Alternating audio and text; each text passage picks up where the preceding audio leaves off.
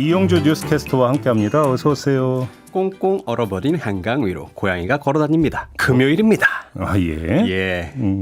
자, 오늘 이슈는요. 예. 대한민국 국민 2명 중 1명은 결혼하지 않는 것을 긍정적으로 생각한다. 이런 이슈입니다. 어디서 조사한 거예요? 이게? 여성가족부가 발표한 2023 가족 실태 조사에 담긴 내용입니다. 네. 이번 가족 실태 조사는 전국 12,000가구의 만 12세 이상 가구원을 대상으로 진행되었는데요.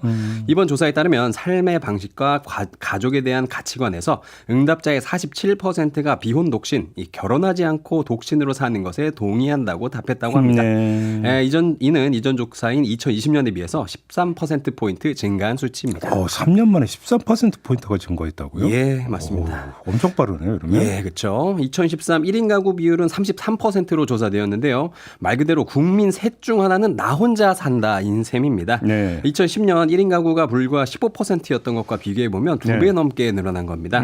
특히 이들 중에서 20대와 30대가 60%가 넘는 것으로 조사돼서 향후 1인 가구 증가는 물론 이 저출산 고령화 그늘도 짙어질 것으로 분석되고 있습니다. 근데 세상에 다 음과 양이 있는 거고 좋은 점도 있지만 나쁜 점도 있는 거잖아요. 혼자 그렇죠. 살면. 예, 사실 뭐 요즘에 배달 문화가 많이 발달이 돼서 예전에 비해서 이 혼자 사는 게 난이도는 좀 낮아졌지만 그래도 아직까지 쉽진 않습니다.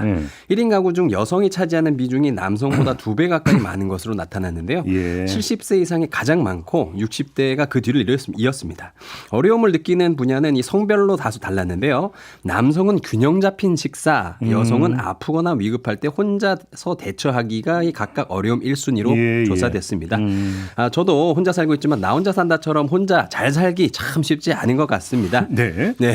아무튼 증인이 여기 있었구나. 네. 예. 아무튼 이번 조사에서 의외로 출산 계획이 있다는 청년들도 늘어난 것으로 조사됐는데요. 오, 그래요? 예. 오. 지난해 자녀 계획이 있다고 답한 30대 응답자는 27%, 20대 응답자는 15%로 2020년 조사 때보다 각각 9%, 6%포인트 늘었습니다. 오. 동시에 자녀 계획이 없다는 답변은 2030 세대에서 각각 3년 전보다 10%포인트 이상 줄었다고 합니다. 예를 들고 전문가들은 이 30대에서 10명 중 1명은 출산 의향이 긍정적으로 바뀌었다 이렇게 얘기를 하면서 저출산에 대한 사회적 관심이 높아지고 정부의 다양한 저출산 대책이 알려지면서 청년층 일부가 출산 의향을 갖게 됐다 이렇게 보고 있었습니다. 높아진 건 다행인데 그래도 지금 네. 딱 평면을 잘라서 아직도 적다. 네, 이렇게 너무 봐야 되는 거 아니겠습니까? 그렇죠. 거꾸로 보면 아직 자녀 계획이 없거나 생각해 본 적 없는 분들이 70%나 된다는 얘기니까요. 그렇죠.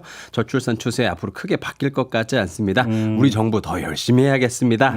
자, 아무튼 이번 조사에 우리 사회 가족 가치관의 변화를 느낄 수 있는 유의미한 질문들도 있었는데요. 촌철님들이 과연 어떻게 반응하실까 전 너무 궁금합니다. 어떤 질문인지.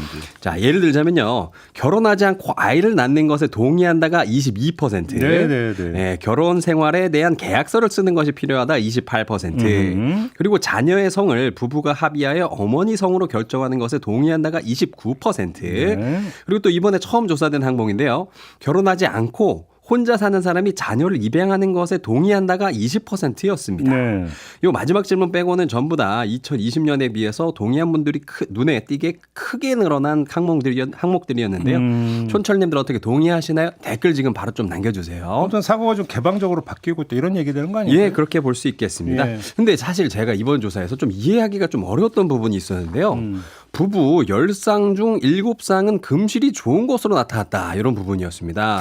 그래요? 네, 특히 또 부부간 대화가 많이 늘었다 그래요. 네. 그래서 배우자와의 하루 평균 대화 시간은 30분에서 1시간 미만이 가장 많았고요.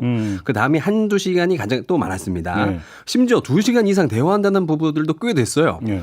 제가 근데 결혼을 안 해가지고 실제로 이게 그런 건지 아니면 조사가 지금 뭐 맞는 건지 잘 모르겠는데 촌철님들 맞습니까? 대화 많이 하고 계세요?